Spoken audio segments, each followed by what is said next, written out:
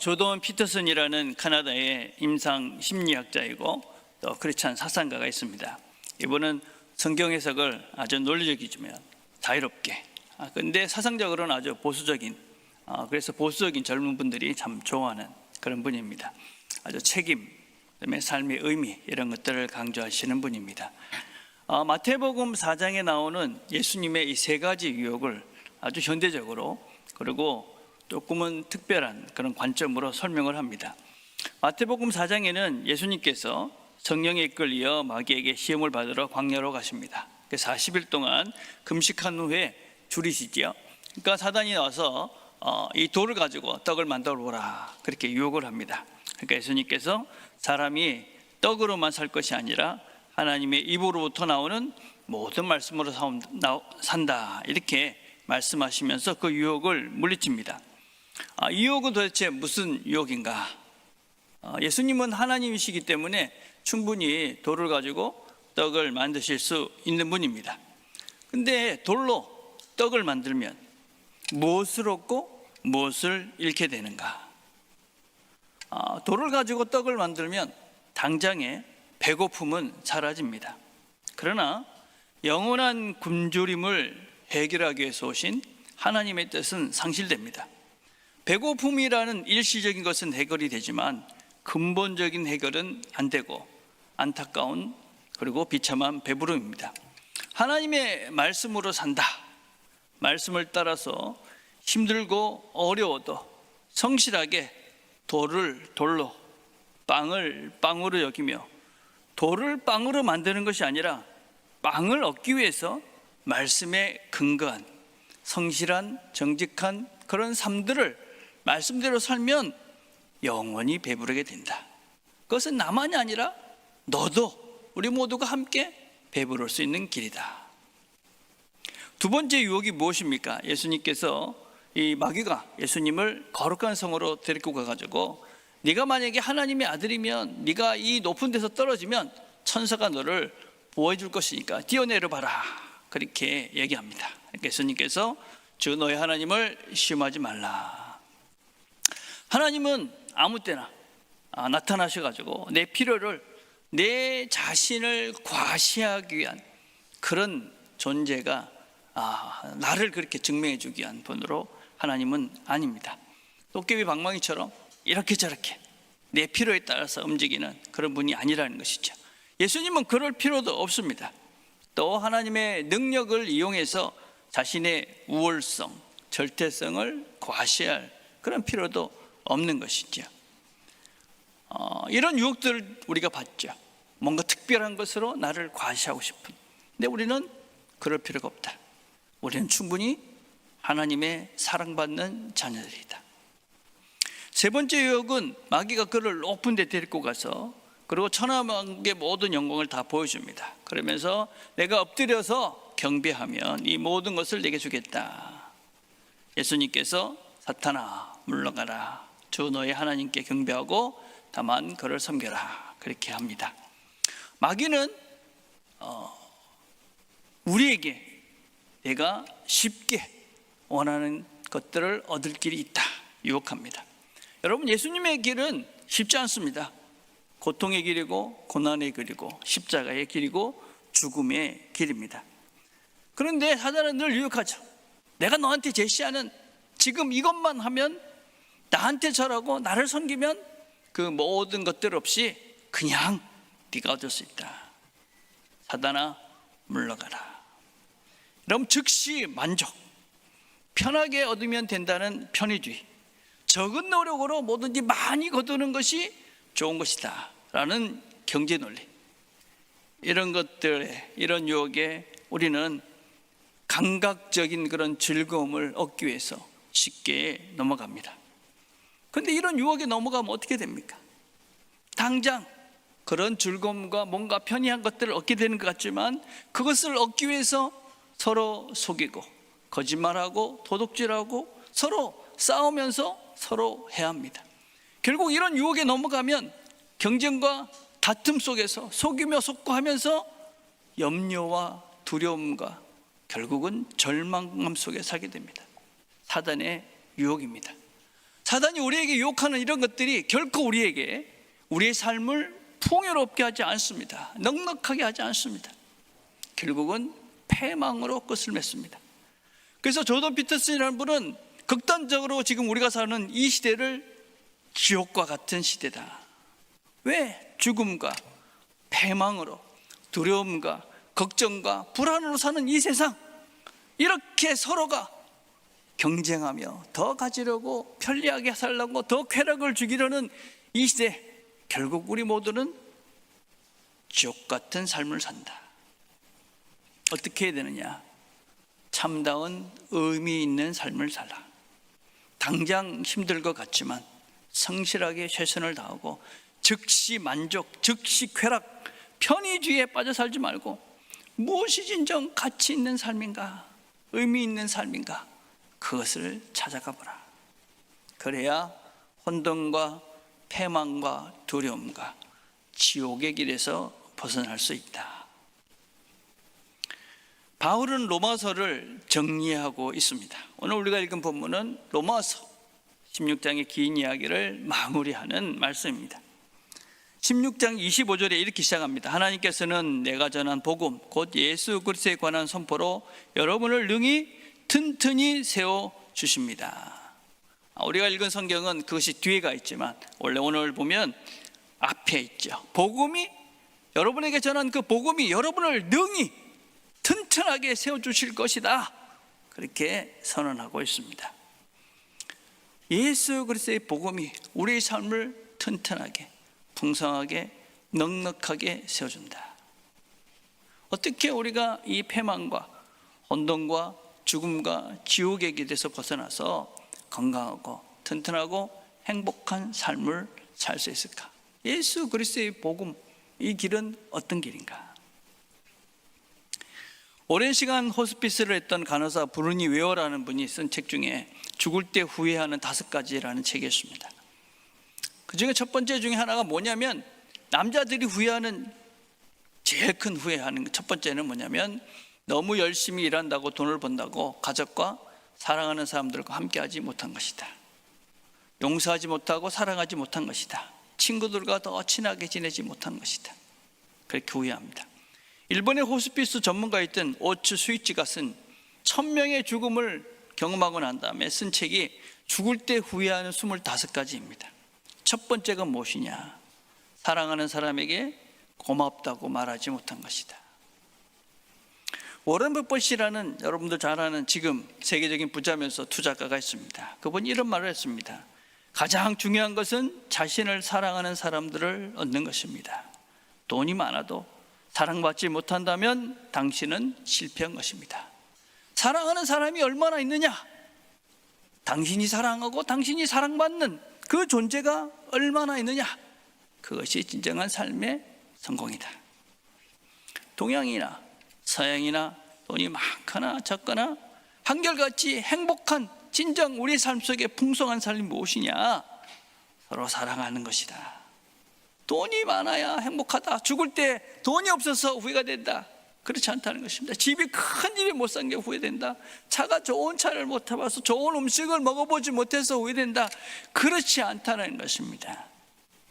편리함과 안락함과 즉각적인 즐거움이 우리의 삶을 풍요롭고 행복하게 하된다. 더 중요한 것들이 많다.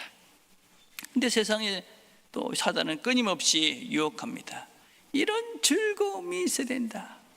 이런 것들이 있어야 된다. 돈으로 누리는 순간적인 쾌락과 안락한 것, 그것이 행복이다라고 착각하도록 우리를 만들어서 끊임없이 싸움과 경쟁과 투쟁 속으로 우리를 몰아갑니다. 그래서 우리는 어쩌든지 쉽게 돈을 벌고 쉽게 뭔가 이렇게 삶을 즐길 수 있는 그런 것들을 추구해 가죠. 결국은 사망이다. 예수의 길은 그렇지 않습니다. 예수님께서 우리에게 말씀하셨죠. 내가 곧 길이요 진리요 생명이다. 예수께서 우리에게 보여주시고 이끌어 가시는 그 길은 무엇이냐? 진리며 생명입니다. 무엇입니까? 서로 사랑하는 것입니다. 서로 용서하는 것입니다. 서로 희생하는 것입니다. 잦아지는 것이지요. 우리의 삶을 진정 풍성하게 하는 것이 무엇이냐? 돈이나 큰 집이나 큰 차, 그런 것이 아니라는 것이죠. 생명의 길, 진리의 길, 우리의 삶의 진정한 행복은 사랑하는 것이다, 용서하는 것이다, 서로 희생하며 낮아져 가는 것이다, 섬기는 것이다. 그래서 우리는 예수를 믿는다는 것에 대한 정의를 우리가 바르게 해야만 합니다. 예수를 믿는다 하는 것은 방향을 바꾸는 것이죠. 우리의 삶에 있어서 편리함이나 안락함이나 쾌락이 아니라 예수님께서 가신 그 길, 예수님께서 우리에게 보여주신 그 길, 사랑과 용서와 희생과 섬김의 그 길을 내가 따라가겠다. 그게 진리다. 그것이 생명이다. 내가 그것을 믿고 깨닫고 그 길을 걸어가기로 선택하는 것이 우리가 예수를 믿고 회심했다 할 수 있는 것입니다. 우리는 하나님이 우리를 사랑했다는 것을 믿습니다. 또 하나님이 우리를 사랑하기 때문에 사랑하는 것이 하나님께서 우리에게 주신 최선의 길이다. 그래서 우리도 그 길을 따며 사랑하는 것이죠. 여러분, 삶의 방향을 바꾸는 것입니다. 돈과 안락함과 쾌락과 편의주의, 그냥 편안한 이 땅의 물질적인 것에서 예수의 길로 바꾸는 것입니다. 사랑하고 용서하고 희생하고 평화의 길로 바꾸는 것이 복음을 받아들인 삶입니다. 이 길이 생명이다. 이 길이 생명이다. 여러분, 세상에서 말하고 있는 이 편리함과 순간적인 즐거움은 결국 우리의 육체를 위한, 육체의 소욕을 위한 길입니다. 정력을 위한 것이고 우리 육체적인 만족을 위한 길입니다. 그러나 그것이 어떻게 됩니까? 결국은 썩어져 없어집니다. 갈라디아서 6장 8절에 이렇게 말합니다. 자기의 육체를 위하여 심는 자는 육체로부터 썩어질 것을 거두고 성령을 위하여 심는 자는 성령으로부터 영생을 거두리라. 우리가 육체의 편리함과 육체의 안락함과 육체의 즐거움들을 추구하는 그 길은 결국 우리 육체는 쇠해집니다. 연약해지고 무기력해집니다. 결국 죽습니다. 우리 이것은 썩어질 수밖에 없는 것이죠. 근데 그것을 지속적으로 추구하는 그 인생은 결국 죽음으로, 썩어질 인생으로 마감을 하는 것입니다. 성령을 위하여 심는 자, 예수의 길은, 예수님께서 우리에게 이끌어 가시는 그 길은 생명의 길입니다. 사랑으로 우리의 존재가 새로워지는 것이고 하나님의 영으로 우리가 충성해지는 순간 우리는 삶 속에서 영생을 누리고 시간이 지나갈수록 새로운 존재가 되며 시간이 지나갈수록 생명의 사람으로 우리 존재가 새로워지는 것입니다. 그래서 우리는 예수께서 우리에게 보여주신 그 길을 걸어가며 내가 지금 이 썩어질 것에 끝나는 존재가 아니라 영원히 살 생명, 영생을 누리는 존재로 이 길을 걸어간다. 그래서 우리는 하나님께서 나를 사랑한 것을 믿고 내 안에 계시는 성령님께서 이끄시는 그 길을 믿고 그리고 사랑하면서 내 길을 걸어가며 내가 영원히 살 영생할 존재임을 확인합니다. 그렇게 오늘을 사는 것이죠. 하나님께서 그 길을 열어놓으셨습니다. 이제는 우리는 어떻게 되느냐? 우리는 그 삶을 살아내야 되는 책임이 있습니다. 여러분, 우리가 그 삶을 그냥 하나님께서 다 열어놓으셨는데 어떻게 우리가 그 길을 가야 되는 것이죠. 오늘 로마서 16장 26절에 이렇게 말합니다. 그 비밀이 지금은 예언자들의 글로 환히 공개되고 영원하신 하나님의 명을 따라 모든 이방 사람들에게 알려져서 그들이 믿고 순종하게 되었습니다. 그 길이 이제 모두에게 알려졌다. 모든 이방 사람들, 모든 사람들을 이야기하는 것이죠. 그들이 믿고 순종해야 된다 하는 것입니다. 믿고 순종해라. 믿고 순종해라. 마태복음 26장에는 겟세마네 동산에서 기도하시는 예수님의 기도가 나옵니다. 마태복음 26장 39절에 이렇게 말씀하시죠. 조금 나아가사 얼굴을 땅에 대시고 엎드려서 기도하여 이르시되 내 아버지여, 만일 할만하시거든 이 잔을 내게서 지나가게 하옵소서. 그러나 나의 원대로 마시옵고 아버지의 원대로 하옵소서. 예수님께서 기도하십니다. 어떻게 기도하십니까? 이 잔을 내게서 지나가게 해주십시오. 이 잔이 무엇입니까? 예수님께서 지금 짊어지셔야 될, 마셔야 될 잔이 무엇이냐? 그것은 죽음과 고통의 그런 힘든 시간입니다. 힘듦과 고난의 시간입니다. 그런데 나의 원대로 마옵시고 아버지의 원대로 하옵소서. 예수님은 하나님의 뜻이 무엇인지 알고 있었습니다. 그러나 그 길이 쉽지 않습니다. 그래서 기도합니다. 기도가 필요하죠. 기도할 수밖에 없죠. 우리가 하나님, 이 고난을, 이 힘듦을 빨리 해결해 주십시오. 지나가게 해 주십시오. 우리가 힘듦과 고통의 시간들을 쉽게 지나가기를 원하는 것은 우리들의 연약한 모습입니다. 우리가 명심해야 됩니다. 나의 원대로 마시옵고, 나의 원대로 마시옵고. 그래서 우리가 하나님의 뜻에 순종하기 위해서 필요한 것은 자기 부인입니다. 나를 먼저 부인해야 되는 것이죠. 내 뜻대로 내가 원하는 것을 이루어 주십시오. 거기에서 멈춰서는 안 되는 것이지요.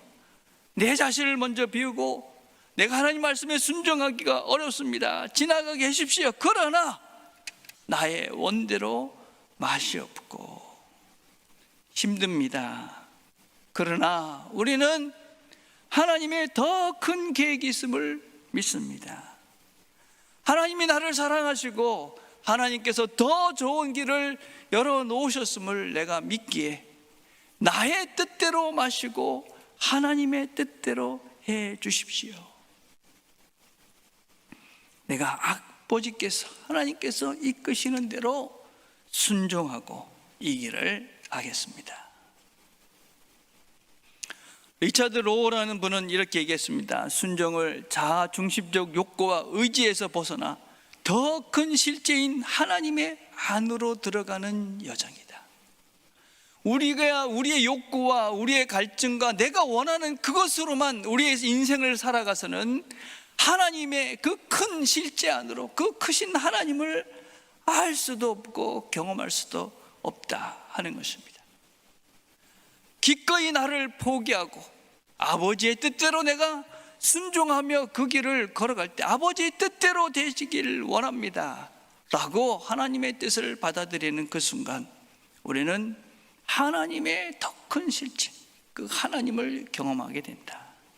그래서 여러분, 순종이라는 것은 단순히 어떤 규칙이나 명령을 따르는 것이 아닙니다. 이것을 하고 안 하고의 문제가 아니라 하나님과 더 깊은 관계 속으로 들어가는 겁니다. 하나님의 사랑과 은혜를 더 깊이 경험할 수 있는 기회입니다. 순종은 그래서 내가 동의합니다. 하나님의 뜻에 동의합니다.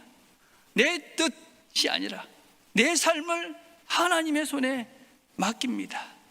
내가 하나님의 뜻대로 살겠습니다. 그렇게 내가 그분의 뜻 안으로 들어가는 구체적인 행위가 순종이죠. 물론 우리는 다 이해가 되지 않습니다. 동의가 되지도 않습니다. 그러나 우리가 그렇게 순종하면서 우리가 배우는 것이죠.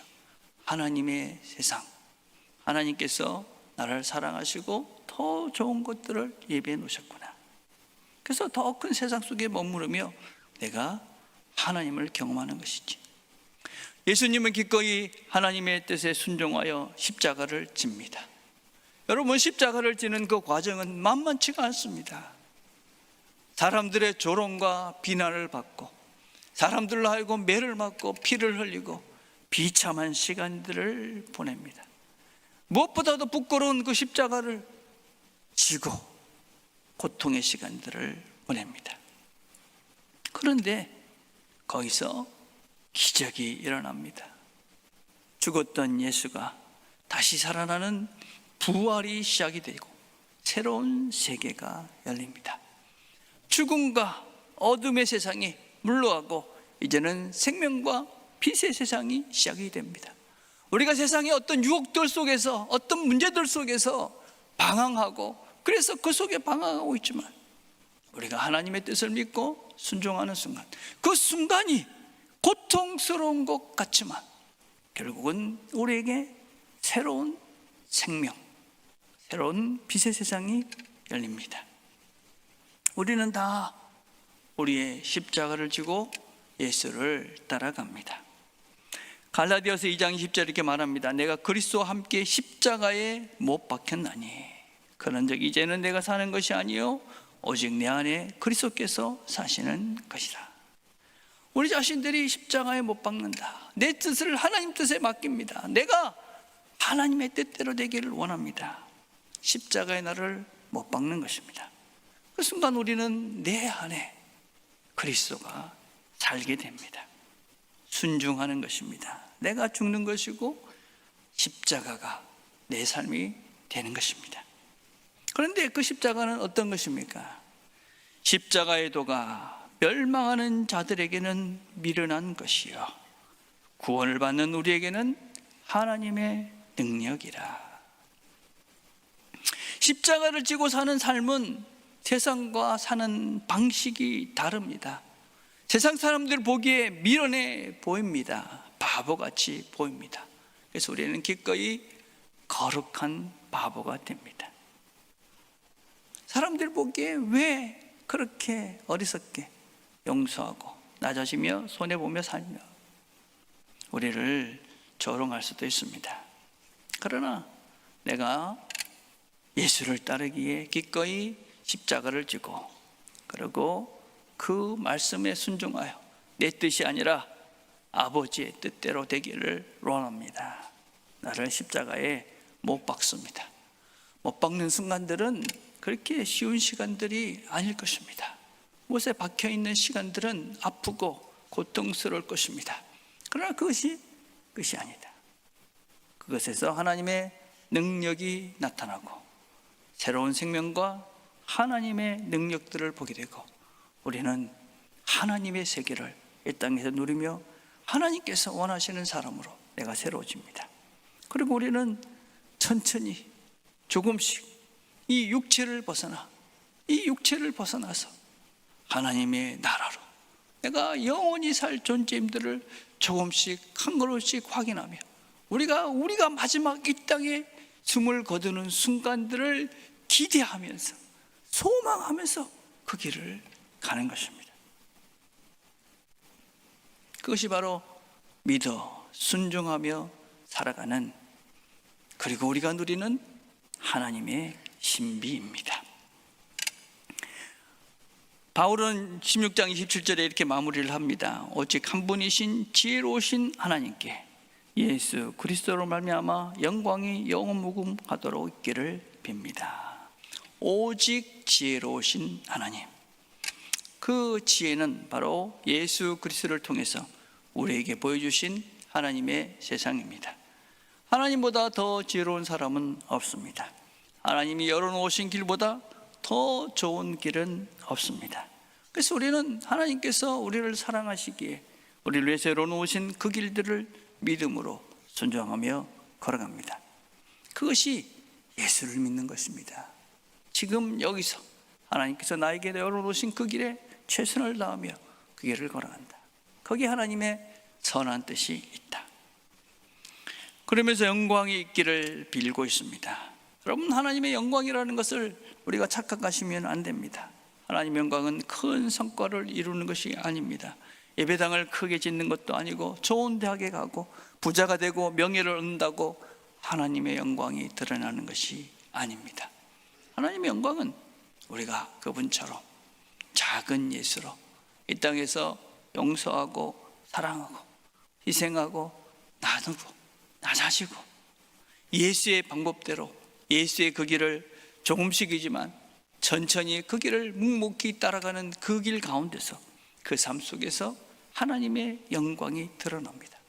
세상 사람들이 너희들 왜 이렇게 어리석냐 하지만 그 속에서 사람들은 압니다. 저 사람들은 다르구나. 저 사람들이 왜 다른가? 저 사람들은 예수 때문에 다르구나. 거기에 하나님의 영광이 드러나는 것입니다.